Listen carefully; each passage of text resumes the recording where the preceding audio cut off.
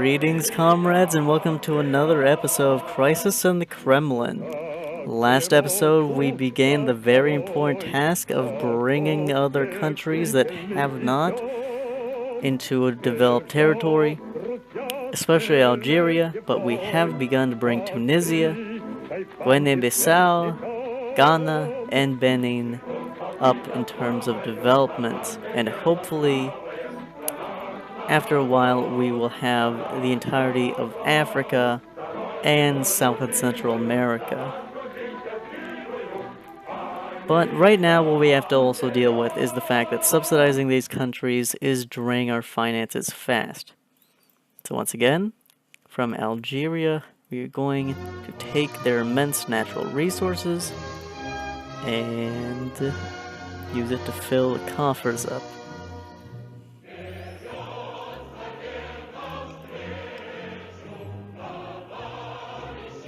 Total military power has gone down, as has number of army, because of course we are using the military right now.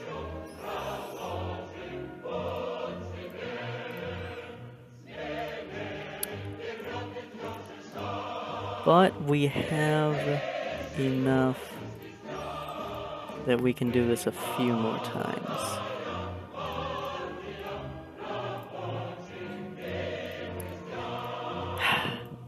Let's hope that we don't have anything bad happen. Because we could.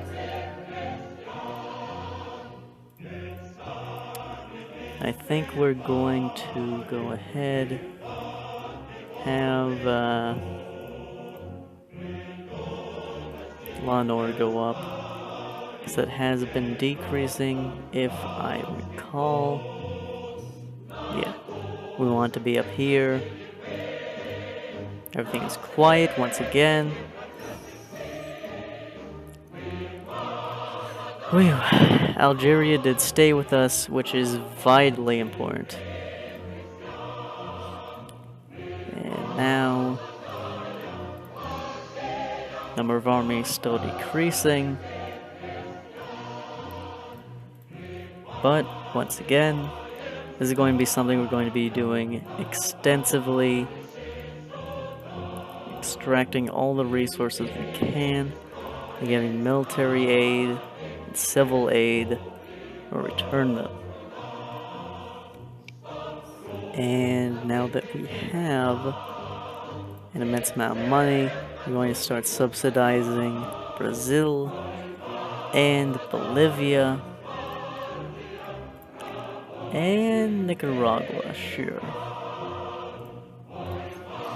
So we have a fair amount of nations that we're currently focusing our resources on.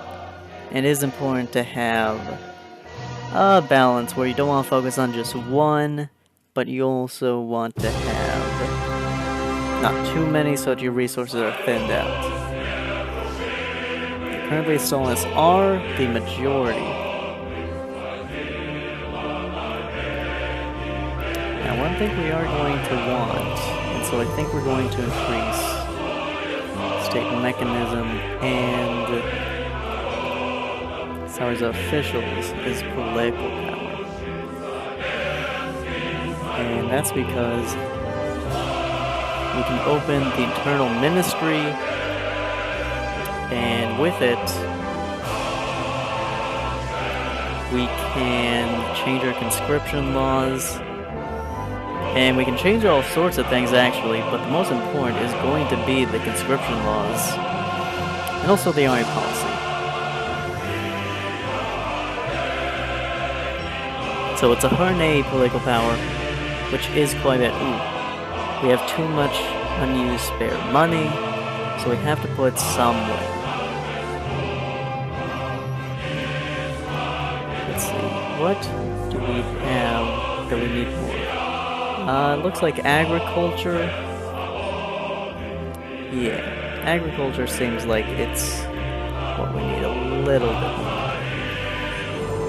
So go ahead and do that. And see if there's anything else we need with corruption.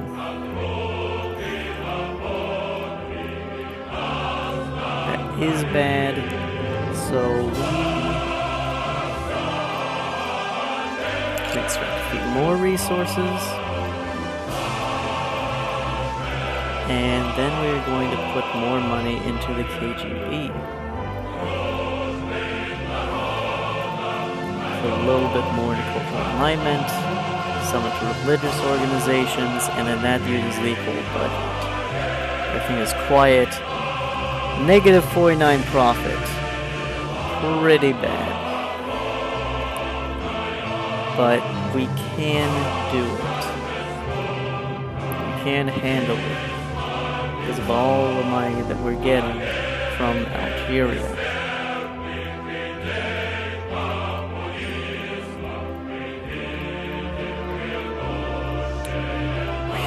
Okay, this is very bad.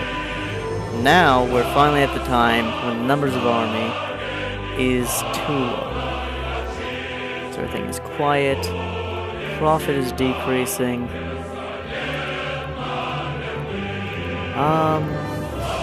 I think we might have to just ride it out for a little bit. The CPSU Congress, we attack party members, but we can also just peacefully organize a Congress, and we are going to do that, because we need political power. Congress is peaceful, and that's strengthening the position of other party members. The user is down to 524.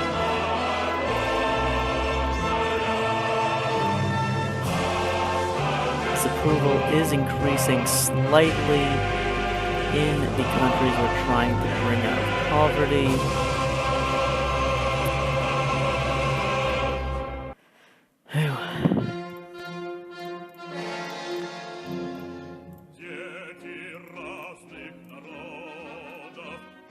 Oil crisis. During our meeting of the oil ministers of the OPEC countries, principles of the refusal from quoting and price-making organizations were made. As a result, oil prices are quickly falling, which can damage our economy. And we're just gonna try to stop the fall. We reached some success, but everyone is pretty unhappy.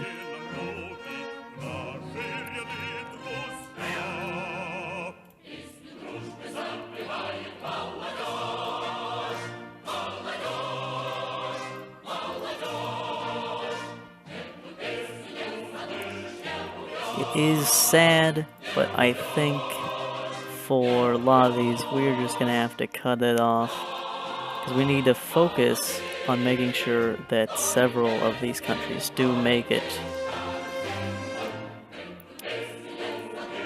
And right now we can't guarantee that in the long term. The MIR Manned Research Orbital Complex, which was created thanks to the protection of Romanov. So, already seeing success from him. It's 1984 and is far behind and a lot has changed. Should we put in the orbit? And we are in fact going to modernize it to MIR2. Base station block was put into orbit. We plan launching our 6 modules during the next 10 years. At the same time, work on the MIR2 upgrade base block with new modules and an orbital deck. And that cost us a lot of money. And so we're going to need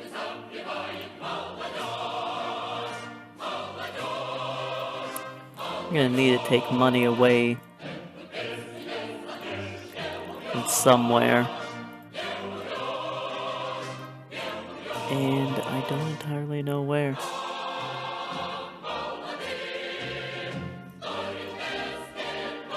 One thing could be computerization and civil technology, though that would just... You know what? We're gonna take down cultural enlightenment. We're gonna put stuff back into computerization.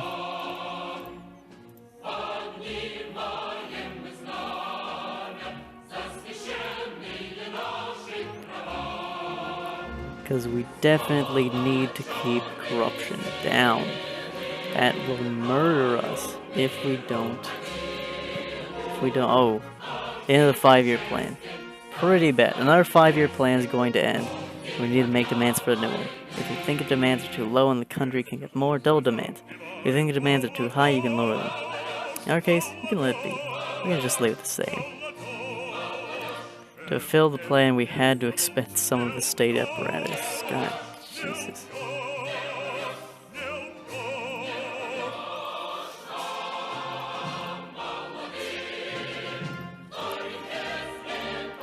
Well, we're almost there. We're almost there with several countries. And I think, yeah, because we don't have people in the army, we're going to need to just stop. Just stop with other countries, for a little bit at least.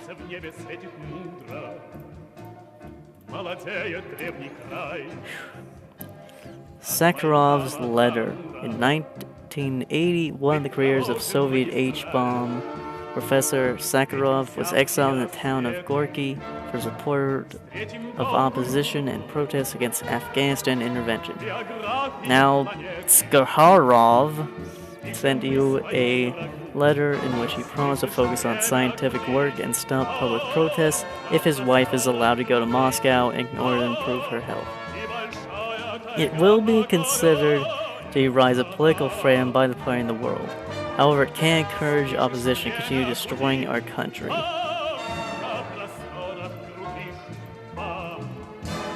Make Sharashka from scientific opposition. What?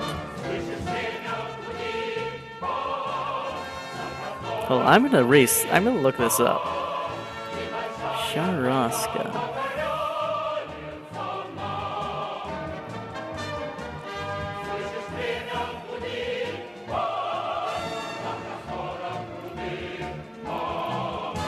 I have no idea. It says that it's a derogatory term for the secret research and development labs in the Gulag labor camps. Ooh.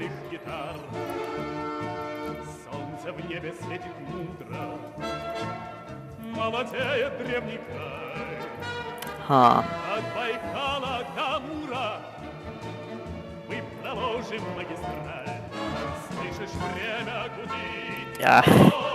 Yeah, we're gonna do this. It gave us an idea for a closed Sharaska from scientist dissidents, where they would work for our motherland in exchange for social preferences and help for their relatives, like it was during Stalin's time. There we go. We created experimental Sharaska, began its work. The West sees it as an act of tyrannical regime. I mean, they're not entirely wrong, but again, what we care about, what they say.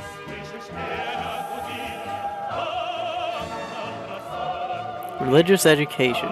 It is proposed to free all spheres of life from a religious influence, including ban of all religious activities in schools and children participating in them. No. Well, actually, ban all religious activities in schools. No. I think we just ignore it. We could say that's the ways of freedom of conscience, but I just say that right now we have it okay, where we have religion playing a small part in the country, and we don't want to have it take too much more. They continue to share religious life with their kids while not caring about their well. Yeah, I mean, that's what happens sometimes.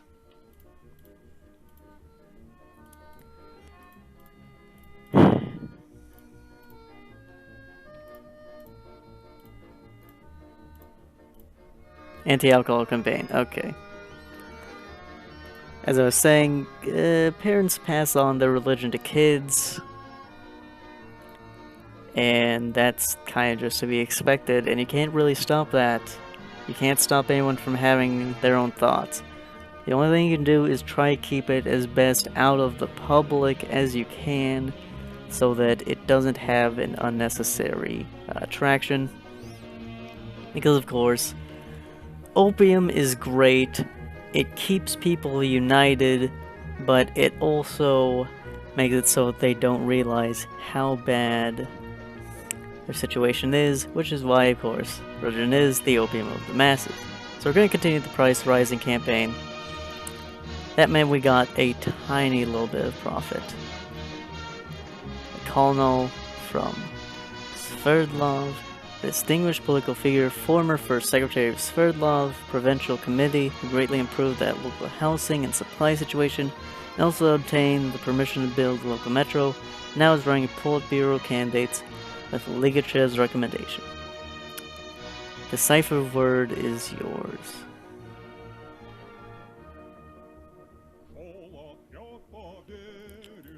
I believe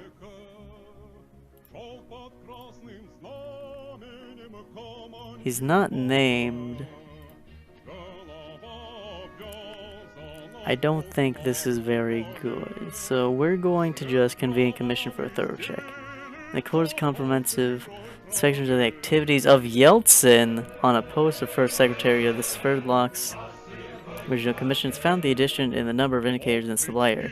However, the overall performance was positive, but admission to the candidates of the Politburo was denied. See, as I thought, it's Yeltsin.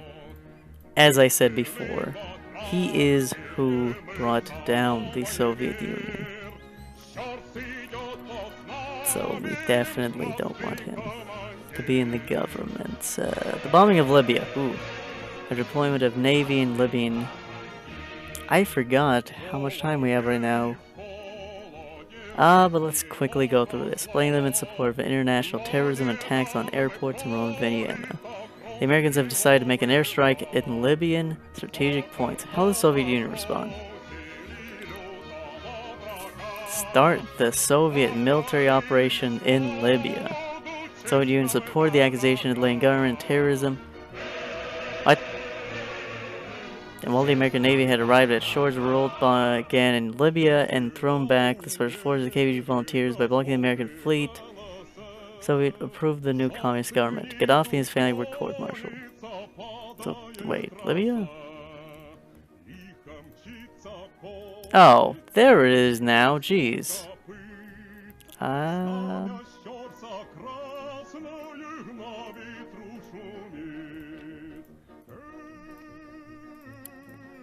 We're just gonna have to go forward. An unearned income. The Council of Ministries is offering us to enact the decree about measures to strengthen the fight with unearned income. Some party members are claiming that it is very tough and don't correspond to principles of socialistic freedom and equality. We're gonna have to deal with this in the next episode, but I'm sure you know what I'm gonna do.